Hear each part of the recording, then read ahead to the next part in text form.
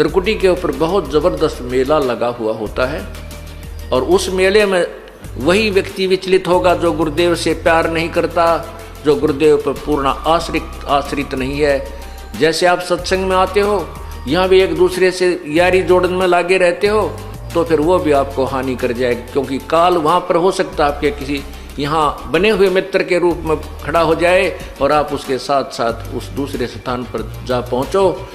इसलिए हम परमात्मा कहते हैं, गुरु को तजय बजय जो आना, ता पशुआ को फोकट जाना।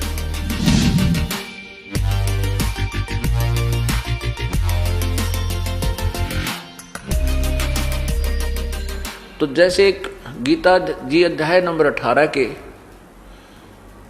श्लोक नंबर 66 के ऊपर विवेचन चल रहा है, उसमें लिखा है कि सर्वधर्मान परित्यज्य माम एकम शरणम व्रज। ये देखिएगा पवित्र गीता जी,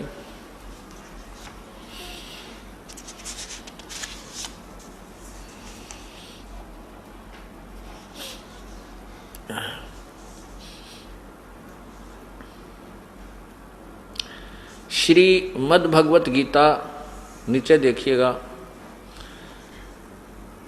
ये गीता प्रेस गोरखपुर से प्रकाशित है और इसके अनुवाद करता है जय दयाल गोविंद का। इसके अंदर से देखिएगा,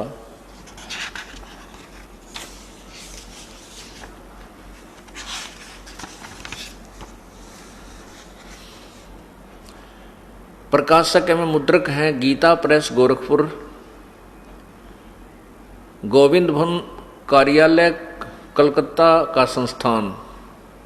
इतना अब देखिए इसके अध्याय नंबर 18 के, इधर आइएगा नीचे,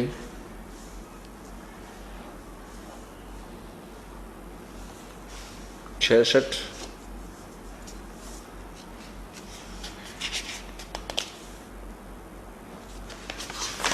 ये गीता नंबर अध्याय 18, नीचे मंत्र नंबर 66। ये इसमें क्या लिखा है, सर्वधर्मान परित्यज्य माम एकम शरणम वर्ज। ये वर्ज शब्द देखना ध्यानपूर्वक, वर्ज यहाँ देखो, अहम तवा सर्व पापेभ्य मोक्षामि मा शुच। मैं तुझे सभी पापों से मोक्ष कर दूंगा, तू चिंता मत कर। क्या लिखा, इन्होंने क्या अर्थ दिया है कि संपूर्ण धर्मों को अर्थात संपूर्ण कर्तव्य कर्मों को मुझ में त्याग कर केवल तू एक, मुझ में त्याग कर केवल तू एक, मुझ सर्वशक्तिमान सर्वाधार परमेश्वर की शरण में वर्ज माने आजा। ये वर्ज माने आजा शब्द लिखा है, जबकि वर्ज का अर्थ जाना होता है। ये देखिए, ये अर्थ गलत कर दिया। मैं तुझे संपूर्ण पापों से मुक्त कर दूंगा, शोक मत कर, तू शोक मत कर।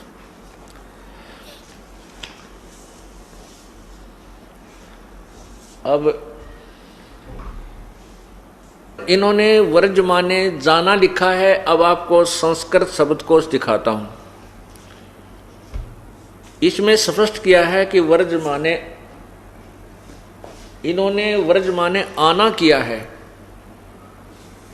गीता प्रेस गोरखपुर से प्रकाशित गीता जी के अनुवादकर्ता ने वर्ज का अर्थ आना किया है कि तू मेरी शरण में आ जा, जबकि वर्ज का अर्थ जाना होता है।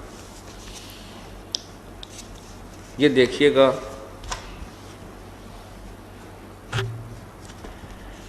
ये है संस्कृत शब्दकोश।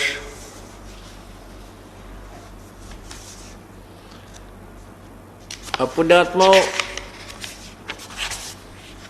ये तत्वज्ञान इतना उलझ गया है, इसको सुलझाने के लिए, समझाने के लिए, सत्य को सत्य सिद्ध करने के लिए ढेर सारे प्रमाणों की आवश्यकता पड़ती है। संस्कृत हिंदी कोश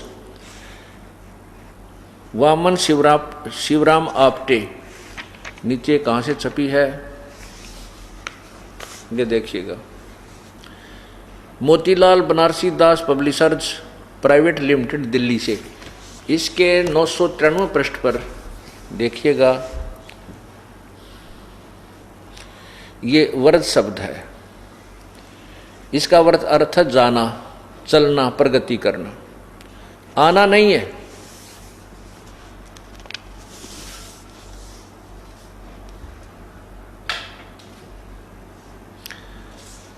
इस प्रकार अर्थों के अनर्थ कर दिए क्योंकि तत्वज्ञानी अनुवादकर्ताओं को नहीं था। एक इस गीता में नहीं, आप आज तक वर्तमान तक जितने भी अनुवादकर्ताओं ने गीता जी का अनुवाद किया, सभी ने यही अनर्थ किया हुआ है। इससे सिद्ध होता है कि अभी तक हमारे को अपने सदग्रंथों का यथार्थ ज्ञान भी नहीं प्राप्त हुआ। भक्ति तो हम कहाँ से करते, जब हमें अपने सिलेबस का ही ज्ञान हमारे तक नहीं पहुंचा तो हम पास कैसे होते, हम परिणाम परीक्षा में कैसे सफल होते। अर्थात अभी तक हम अधूरे ज्ञान पर आधारित रहे और भूत पितर स्वर्ग नरक इन्हीं चक्रों में 84 लाख योनियों के चक्रों में हम भरमते भटकते रहे।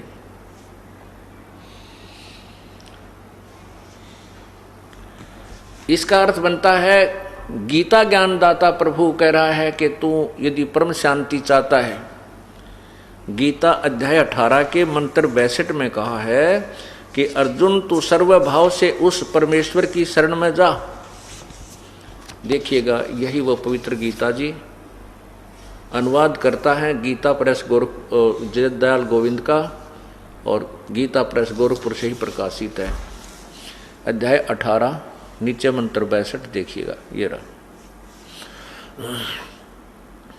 तम एव शरणम गच्छ सर्वभावेन भारत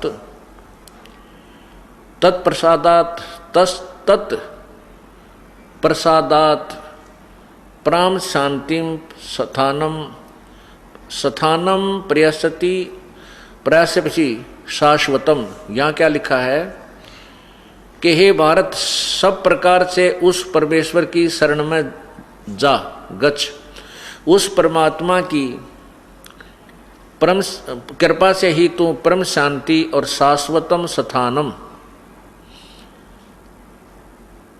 शाश्वतम यानी सनातन, स्थानम माने परम धाम को, प्रयाससी माने प्राप्त होगा। सनातन परम धाम यानी सदा रहने वाले सतलोक को, शाश्वत स्थान माने सतलोक को प्राप्त होगा, यानी सदा जो रहे, कभी नष्ट ना हो। तो उसके लिए बताया है कि सर्वधर्मान परित्यज माम। इस 66वें श्लोक का ये अंतर है कि ये 66वां श्लोक है, इसमें लिखा है सर्वधर्मान परित्यज माम, सर्वधर्मान परित्यज माम एकम शरणम व्रज अहम तवा सर्व पापे भय मोक्षामि मा शुच। इसका अर्थ बनता है कि